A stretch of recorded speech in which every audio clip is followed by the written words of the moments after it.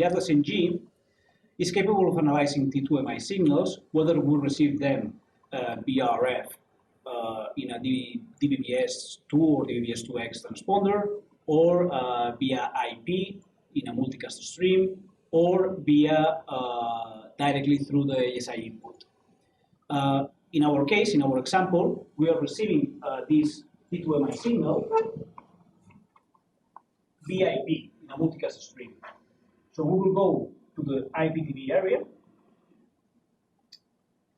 Once here, we will drag to the center the left menu, select the correct stream from which we are receiving this T2MI signal, and change the capture mode from transport stream to T2MI. Now, if you notice, when we unfold the tools menu, we see a new tool, the transport stream analyzer T2MI. If we unfold this one, we have several additional tools.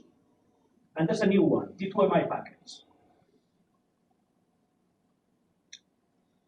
In this area, what we can do is to navigate through the whole set of metadata that is included in the T2MI package. So, for example, we can inspect each one of the PLPs.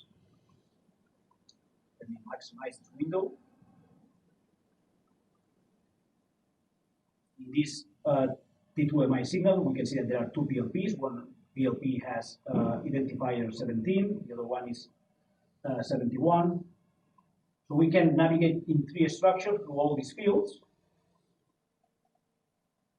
inspect all the different modulation parameters that will be used by the modulator when it receives the T2 modulator, when it receives this T2MI signal, etc., etc.